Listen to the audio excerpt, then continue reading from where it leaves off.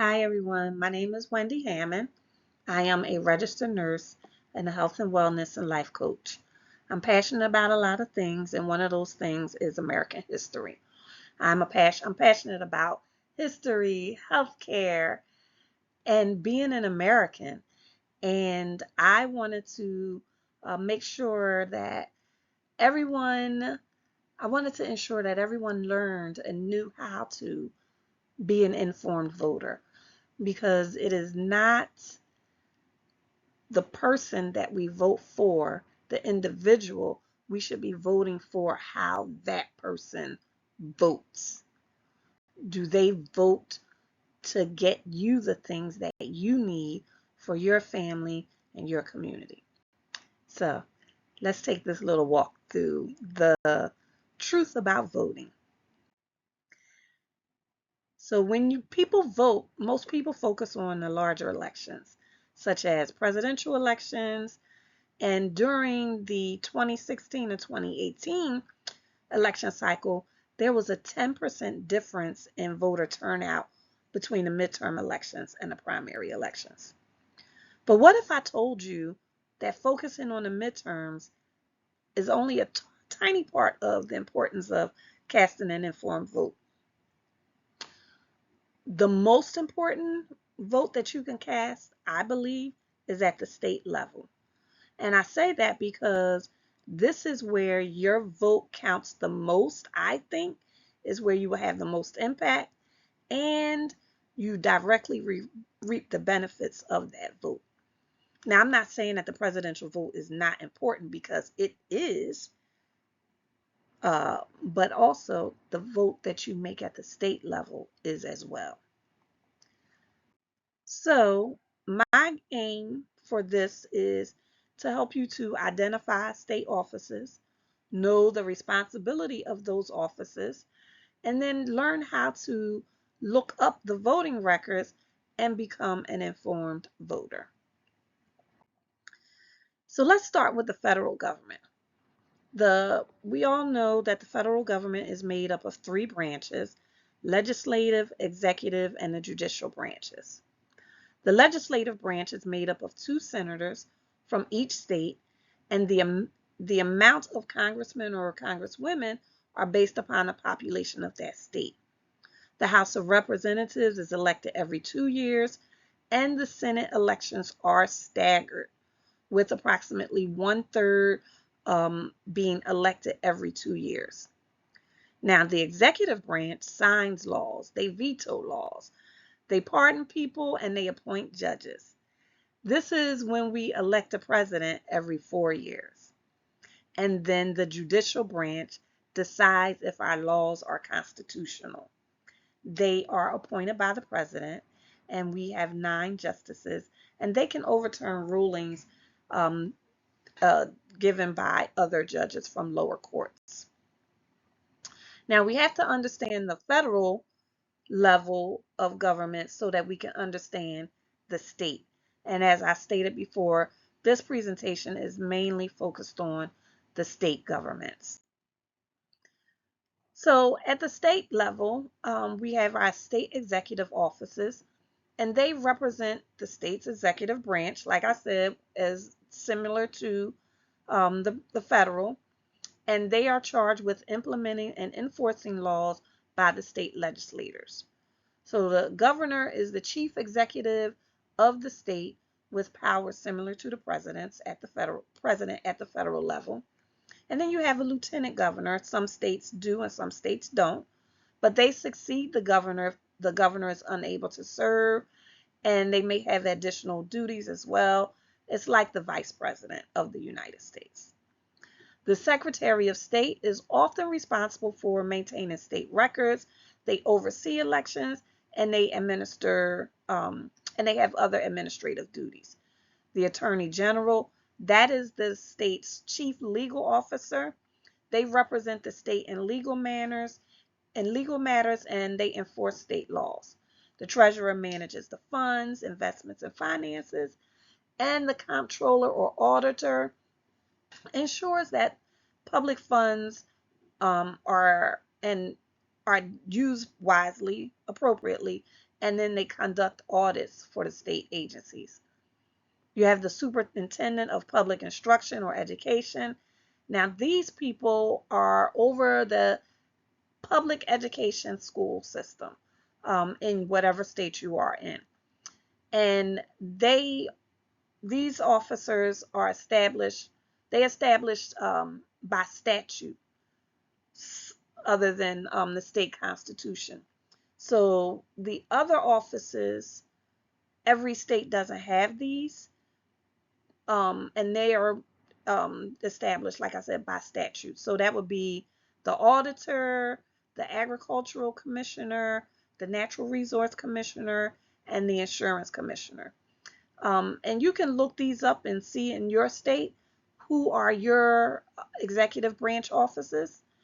Now, these are ordinarily either elected or appointed by the governor, and in some cases, they are chosen by the state legislator or even the state Supreme Court. So look and see what executive branches your state has.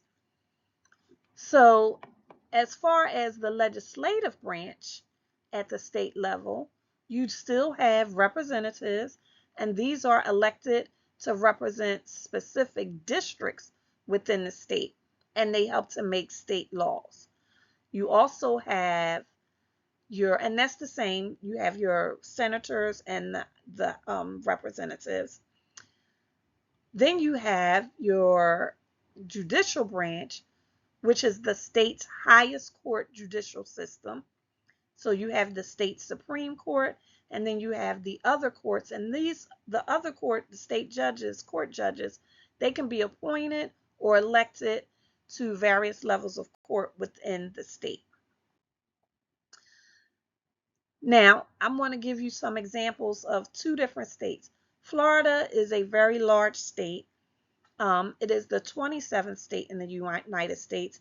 It became a state March 3rd of 1845. Now, Florida's current delegation in the 119th Congress has 2 senators, both of whom are Republicans, and 28 representatives, 20 Republicans and 8 Democrats. So you might be saying, well, what does that mean, the 119th Congress? I know I asked that when I learned how they numbered the Congress. So that refers to this year being the 119th time that the 2-year period of time that Congress has been in session, and they've been counting these since 1789. Now, the health of the state is run by the state's Department of Health. So it is a governmental agency, and each state has a different number of offices, and they are run differently. So in Florida, the mission is to protect, promote, and improve the health of all people in Florida through integrated state, county, and community efforts. Florida's structure is a little different than a lot of other states. One, because Florida is very large. It is a cabinet level agency that's headed by our state's Surgeon General. That Surgeon General reports to the governor, and then there is multiple state health offices, with the head office being in Tallahassee. There are regional offices, including Children Medical Services and the Medical Quality Assurance place, but they are also public health and public health laboratories. So total, there are 8 Children Medical Services area offices, 12 Medical Quality Assurance, and 12 Medical Quality Regional Offices, and 9 Disability Determinant Regional Offices, and 3 public health laboratories. So in Florida, the public health responsibilities include establishing the goals for the public health system through the State Health Improvement Plan. This helps to develop and maintain plans and procedures for emergency preparedness, response to, and as the lead agency for the state's emergency support function. So, Florida, we have hurricanes. They implemented a lot of things during COVID. So overall, our Department of Public Health, they oversee the county's health department, and ensures coordination of services across the state. So where does that money come from? It comes from a lot of sources: state, county, federal funds, services, Medicaid, grants, and contracts. So one of the things that they say they put a Medicare and Medicaid back into the hands of the states. So some states will still have Medicaid, some states will not, because that is based upon what that state's health department, their legislation wants to do.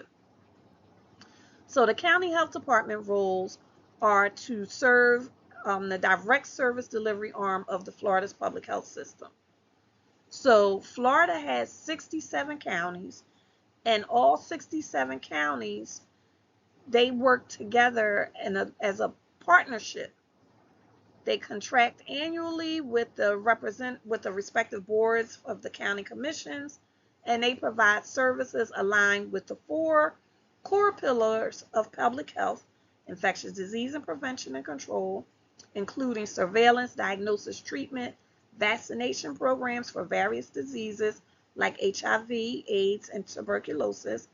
They also do acute care, preventive services, providing services like prenatal care, family planning, immunizations from different age groups, environmental health, inspection of sewage disposal system, tattoo parlors, swimming pools.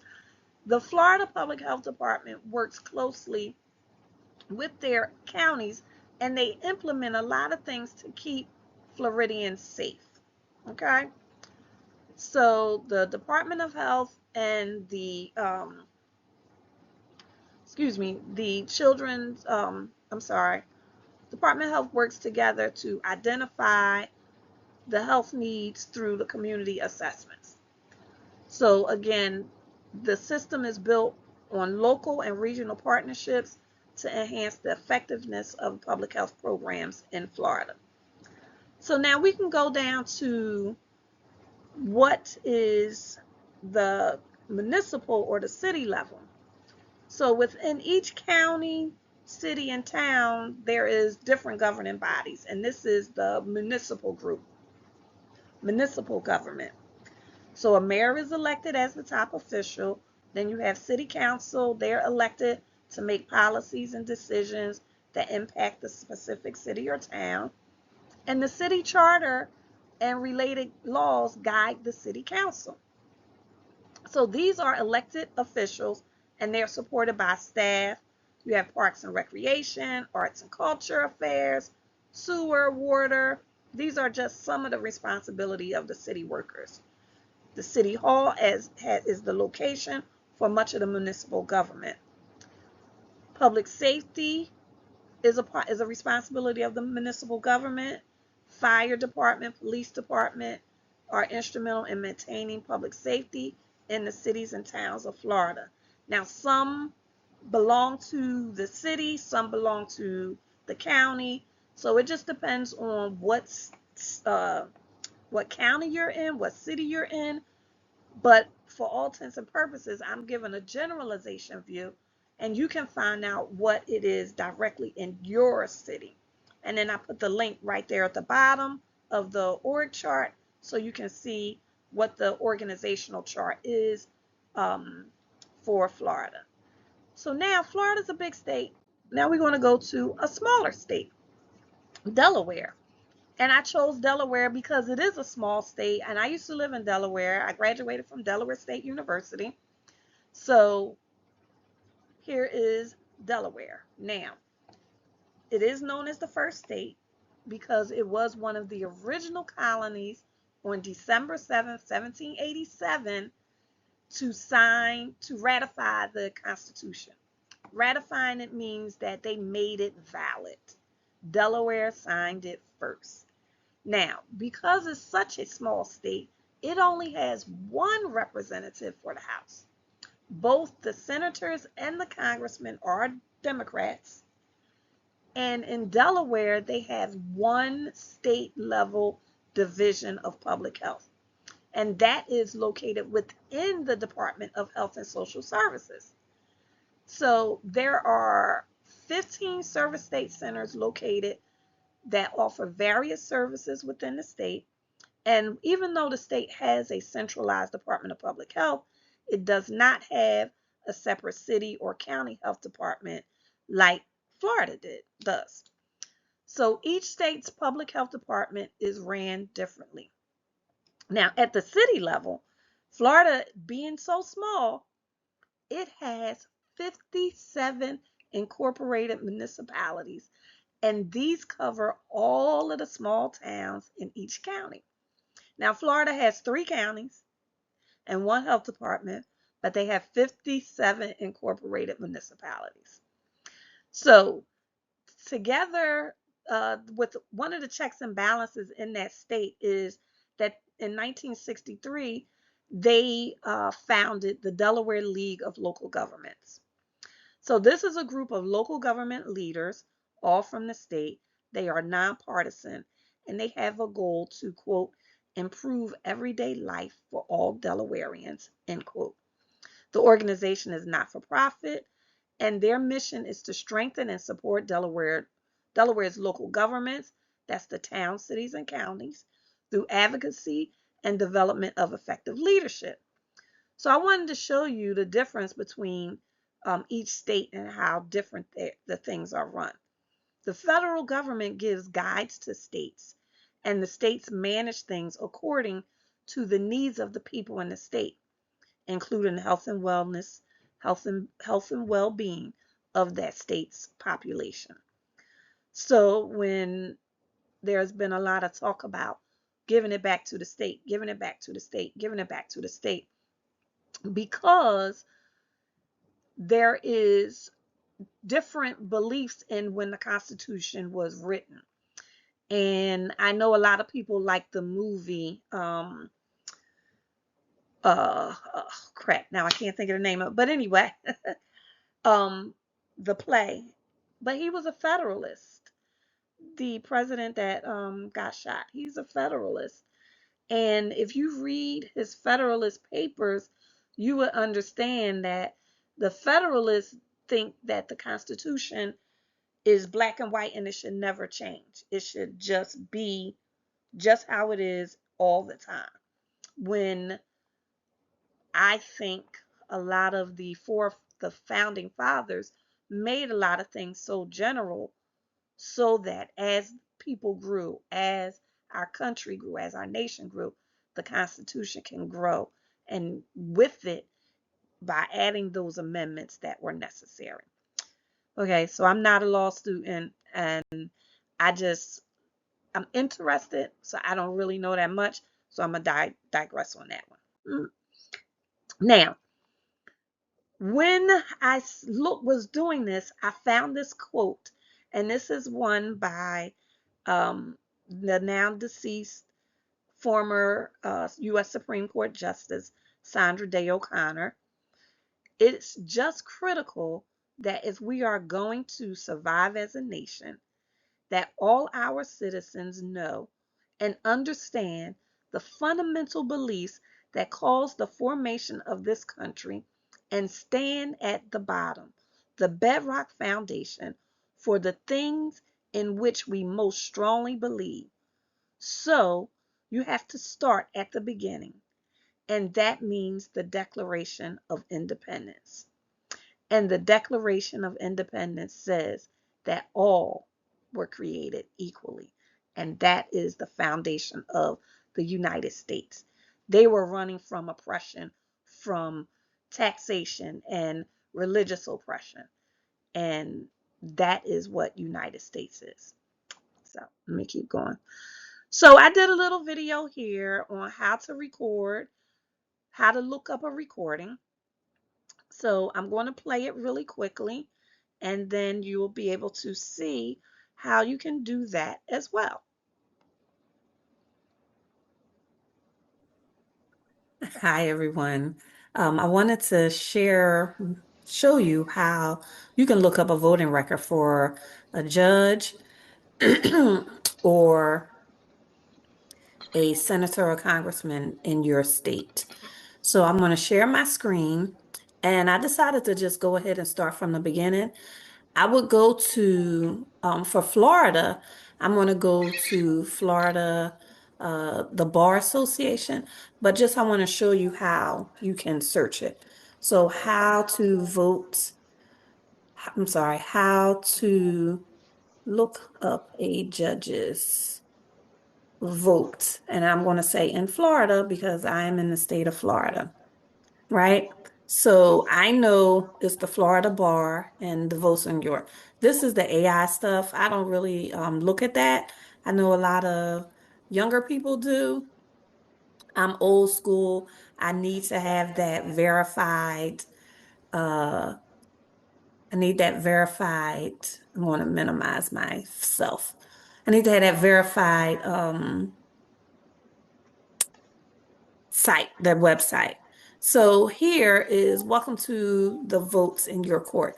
So in the state of Florida, the Bar Association has a whole thing. So if you just type in, so I'm going to take you to the beginning. If you just type in Florida bar.org and you go from here, you can go to public and then go to legal civics education. And then you have it here. So the Votes in Your Court is an initiative where they have collected resources for the community. And it's an easy to read, nonpartisan guide explaining the role of judges, judicial elections, and the merit retention process. So I think this is a really good place to start. So if you click on the Votes in Your Court, it will take you here. And then you can go down and look at the merit. Where did I pass it? Okay, so you got to click. Oh, here it is. Information about the candidates for merit retention. So this is how you can see, you can click on either one of these. I'm not going to do the Supreme Court because a lot of the Supreme Court is appointed. I'm going to do the appellate court.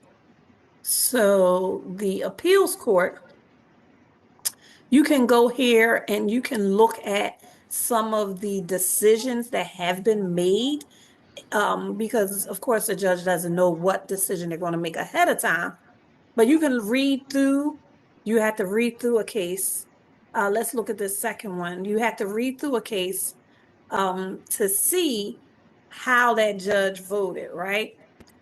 So you would have to go through the whole case. I'm at page 10 because I looked at it already.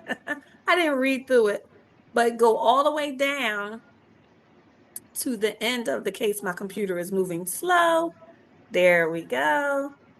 You would go, so here we are at the beginning of the case. So it gives you the rundown of what happened. Who is who is the case, the defendant, who is the appellant, the appellee, and then the cases that happened and how the judge determined the course of action. So you can read through a case and then see how the judge voted, how the judge ruled, I should say, because the judge isn't voting, the judge is ruling. And then you can see what the outcome was. And then so you will have that. Then you can go back and look and see. So I'm going to close that, close that. You can see what their merit and retentions look like. So for this Supreme Court, these two judges were voted in and they were retained by 63.17%. Justice Renitha Francis and Justice Meredith Sasso were retained both by more than 62%. And then the same thing here, you see how the judges were retained. And this is based off of the voting. that is done in the elections. And then you can look and see if you have anyone that has disciplinary actions as well. And this is just news and all, and this is all public information. So if you click on here, it'll show you Florida Bar News, and you can look it up by month. Who has disciplinary actions? In every professional organization, whether it be the Florida Bar, the nursing board, you can look up people. It's all public information. Okay. So if you want to go and see how does a senator vote, so you can go to senate.gov. And when that opens up, you go to legislation and records, you see legislation and records, and then you go down to votes. You can click on any date. Now, there are a lot of voting processes that happen on the Senate floor. This is just in the last couple of days. So let's look at the 24th. So this was something that was confirmed.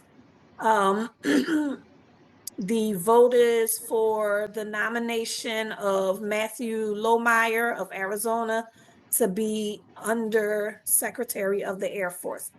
We have 52 yeses, 46 noes, and 2 people not voting. So this is the vote summary. You can look at it by senator name, which is here. You had the senator name, so you know 52 of the senators said yes, and this is all of their names, and this is the ones that said no. You can look at it by vote position, how many said yes and how many said no. You can look at it by the home state. So in each state, it tells you who said yes and who said no. So Delaware said no, Florida said yes. Delaware, both are Democrats. Florida is both Republicans. Georgia said no. Hawaii said no. Idaho said yes. So you can look and see different ways on how to see who voted which way. Now, the thing is, you got to know what the voting was for, right? So every day they are voting when the Congress is in session. They're voting on different things.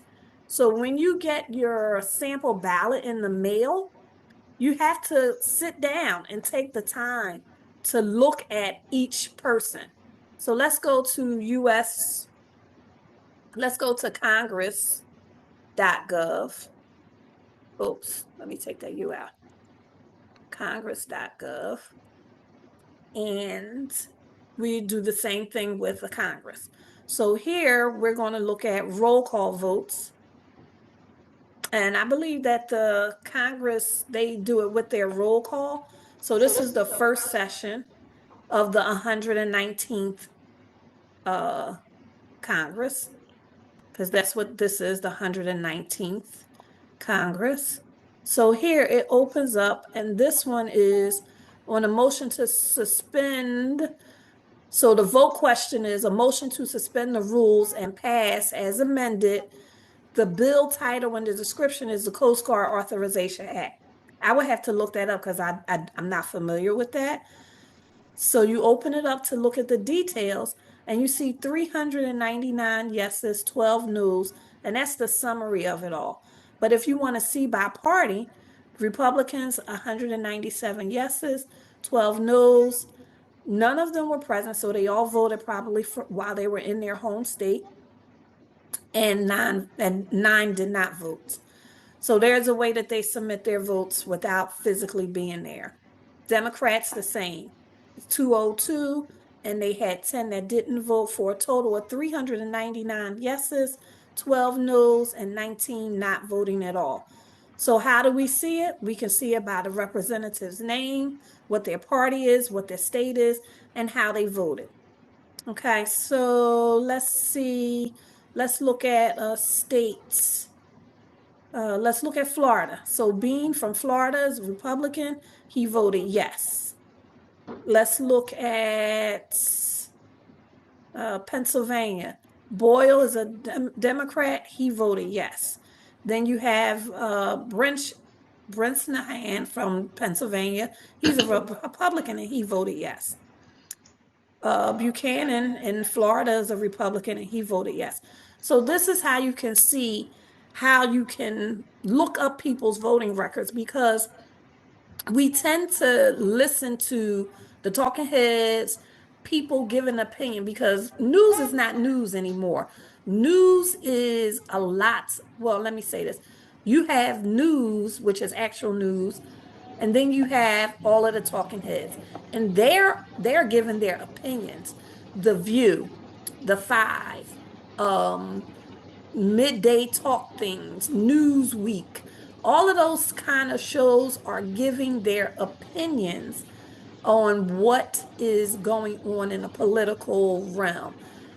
And people tend to watch who they, their area of voting. So if you're a Republican, you tend to watch Fox. If you are a Democrat, you tend to watch MSNBC. I don't know if CNN is really neutral. I like CNN. I actually watch all of them, because none of them are actually saying the same thing. Sometimes MSNBC, I don't really watch that one that much. But CNN sometimes says the same thing that MSNBC says. And very, very rarely, on different occasions, CNN and Fox may say the same thing. But I can say that every opinionated show leans towards their favor, which is why it's an opinionated show. So you have to learn how to look at how a person votes. Forget about the party line, because people that are still in your same party may not vote for something that is of value to you. So before you make a decision, know what your values are and what you stand for. So when you're going to look at a person's voting record, you ensure that they're voting the way that you value, because you're never going to agree with any person 100%, 100% of the time. That's just facts, because we are all different people. None of us think alike, and none of us have the same background. Even if you grew up in the same household, your experiences are different. And that's okay for us to be different and to think differently. But I want people to learn to vote informed, so that you don't just vote because that's what they said you should vote as. That's who they said you should vote as. You should vote for what is valuable to you, so that you can get your needs met as a citizen of the United States as well. So thank you very much for listening, and have a great day. I hope this helps. Okay, so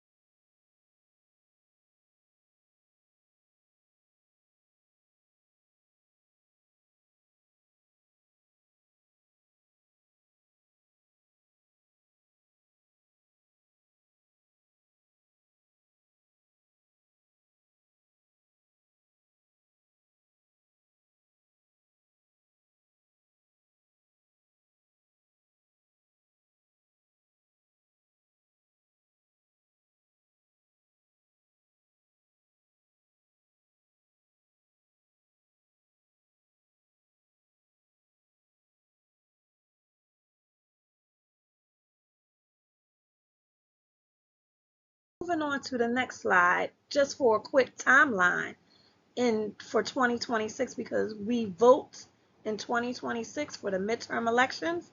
So if you are overseas or in the military, you have to have your vote in by July 4th. If you are living in the states, in the domestic territories, so that means anywhere in the 50 states of America, you have to mail in, and you want to do a mail-in, you have to mail in your ballot 33 to 40 days before the election. And you have to request your ballot no later than 12 days before the election. So, yeah, you have to request your mail-in ballot 10 to 12 days before the election, and you have to have it mailed in before 33 to 40 days before the election. The primary is in August the 8th. So look out for your ballots. Make sure that you have a valid driver's license or a valid ID, a valid picture ID, and it has your correct address on it. And make sure that you are reviewing your ballot that you receive in your sample ballot that you receive in the mail before the election date. Now, I'm an independent voter, so in the state of Delaware, in the state of Florida, I cannot vote in the primary elections. Some states you can, and some you cannot. So find out if you are an independent, a partisan affiliated voter, if you can vote in your state for a primary election. But the general election day is November the 3rd. And that's that. So if you have any questions, let me know. I put a picture here so that you can see let me show you here. I put a picture right here so that you can see this is the qualifying period of 2026, all the election dates and all. If you have questions, feel free to DM me, comment, leave me a message. You can also email me. But make sure that you have your valid ID. Make sure you set a date and a backup date to get out there and vote. And if you want a copy of this is a link so that you can make a copy of that. You can download that yourself.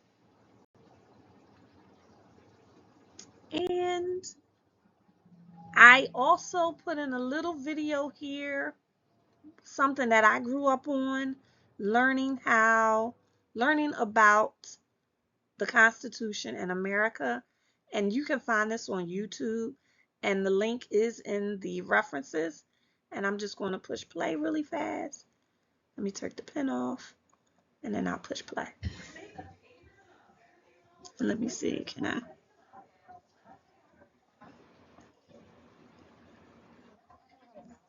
Oh,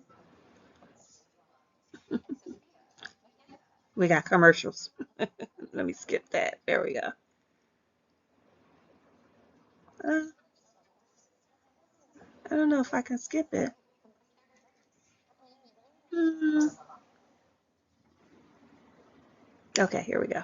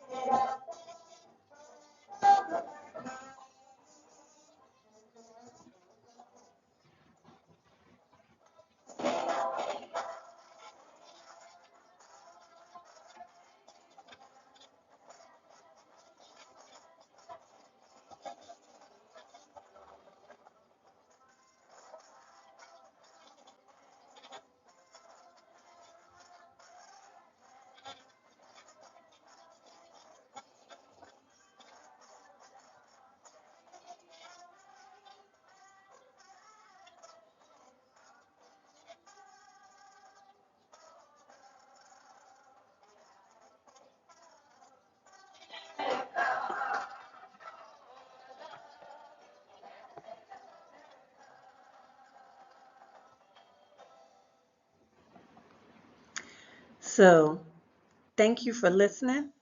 This was all done out of my heart because I want our people to become informed voters, to vote for the things that we need, especially now that the government is putting things back into, quote unquote, putting things back into the hands of the state. You know what you should vote for. Vote for the things that are valuable and meaningful to you and your family. Thank you for listening. Thank you for taking the time to share this information. Um, Verify it all. I am definitely not an expert, but this is something that I do for myself. And I just want everybody to be able to be informed about their vote and who they are actually voting for. So, thank you again and have a great day.